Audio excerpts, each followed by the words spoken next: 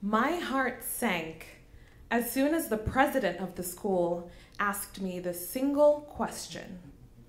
"Anne, Mrs. Matthews and I would love it if your parents would stay with us for graduation weekend. Would you mind letting them know?"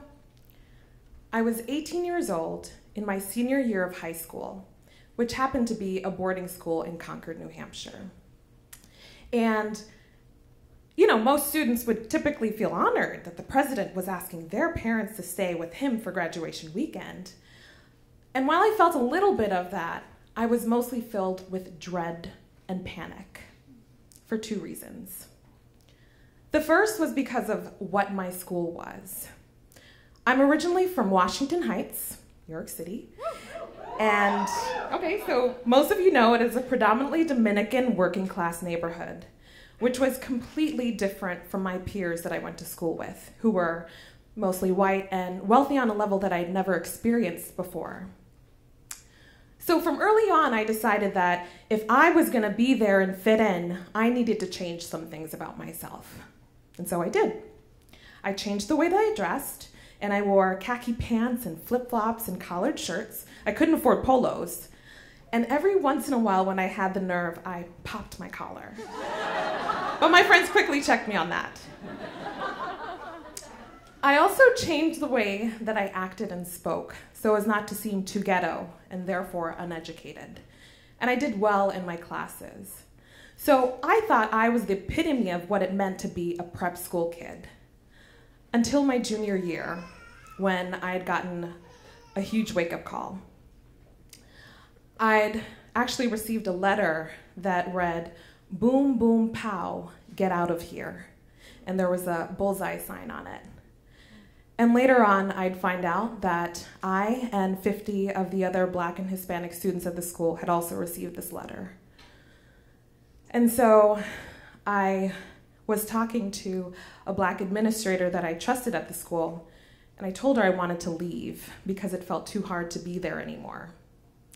And she told me, "Anne, if you choose to leave, I'd understand. But I need you to know that the higher you climb, the more education you receive, the wider your spaces will become, and the less they will look like the community that you come from.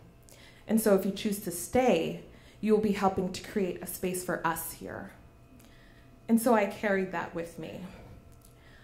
But the school's subtle and sometimes overt undercurrent of racism and classism was something that made me feel like no matter what I had done or no matter how much I tried to fit in, I would never truly belong to this community.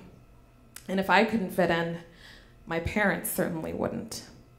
Which brings me to my second point of fear and dread, my parents. So my parents are from Guyana, a country in South America, and they have thick accents. And I was less worried about my mom because she's the type of woman who can just blend in wherever she goes. I was more so worried about my dad because he looks to stick out wherever he is. He always tells me, "Anne, I am a very proud man, and if anyone has a problem with that, well, that's their business." So we had even stopped taking the train together because anytime we'd get on, he'd make eye contact with a random stranger and say, "How old do you think I am?" And then he'd proceed to start squatting like this, just to show how limber and flexible he was. So I'm thinking, if he's willing to do this with a complete stranger, what is he gonna do with the president?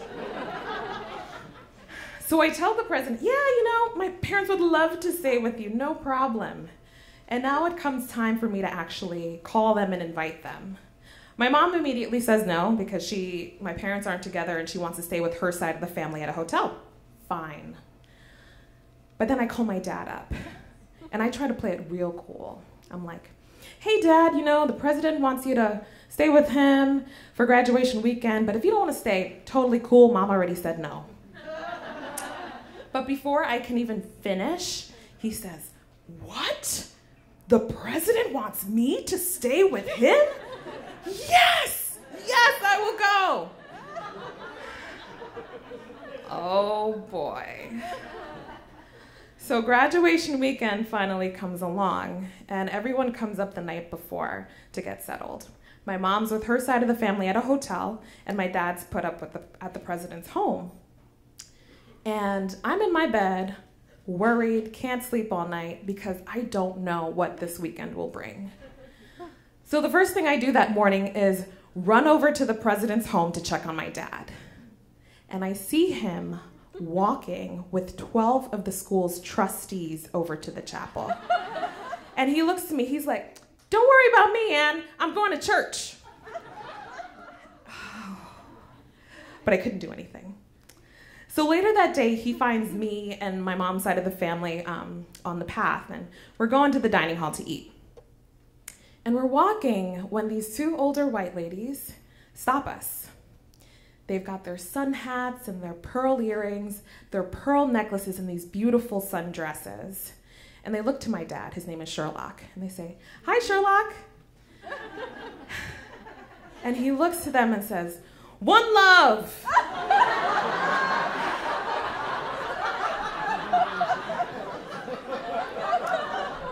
But that's my dad. So there's this final moment, the end of graduation weekend, which culminates in this big march. And the school invites anyone and everyone who's ever graduated from the school to come back and participate in this march. So, you know, the alumni marching, and then families are on the sides cheering them on as they go. And this march looks really interesting because you've got people from 1934, which are predominantly old white men, who can't walk anymore, which is why there are these golf carts. And you'll see that slowly it starts to become integrated. Mainly white men, and then slowly you'll start to see some people of color, you'll see women, until you get to my year. So the march starts with 1934, and I see a whole slew of golf carts rolling by. And I know that it's only supposed to be old white men. And I can't understand why my dad is one of the folks on the golf cart waving to me.